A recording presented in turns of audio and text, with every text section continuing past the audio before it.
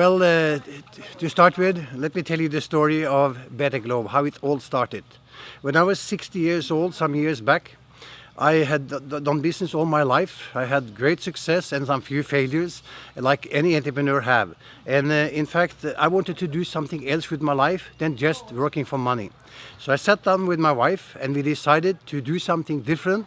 And we came to the conclusion that we would like to give something back and put up a goal which is much bigger than ourselves, that can last far beyond our lives. So since we have been working in Africa for so many years, helping children, among other things, with Child Africa, since 1991, we said that let's do something in Africa. Let's help the people in Africa and let's put up a goal which is so big so we can never ever achieve it. So we found that what we wanted to do was to eradicate poverty in Africa. I know that we will never be able to do it, but I'm guaranteeing myself that we will be able to do a lot.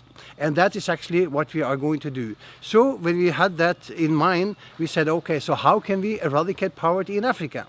Then, of course, we looked into the system in Africa, and it's a fact that 70–80% of all people living in Africa, they are smallhold farmers. So if we want to eradicate poverty, we have to find a way to help these smallhold farmers.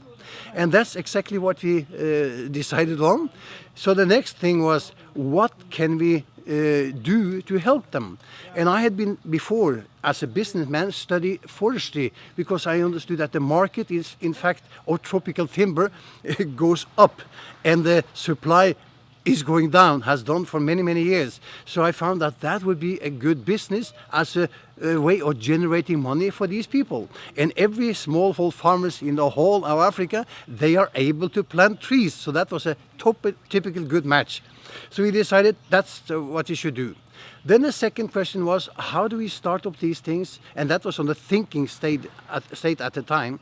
So we said, in fact, Wangari Maathai, who is the only woman in Africa who's got the Nobel Peace Prize for planting trees, that was then said trees had to be a part of it. Secondly, at that time, Muhammad Yunus, he got the Nobel Peace Prize for microfinance. So he said, okay, let microfinance be a part of it also, because we need to give them money to support them to start up the whole thing so they can generate money for themselves. And microfinance is actually starting up new small entrepreneurs. So that's what we wanted to do. So that was the second point. And then, of course, we came to the conclusion the last conclusion, the third thing, the third element, since we have been working with the children in Africa for so many years, with great success, seeing them develop, and with a great feeling for us to help them, we said children must be the third part, because without children's education, nobody can ever eradicate poverty in Africa.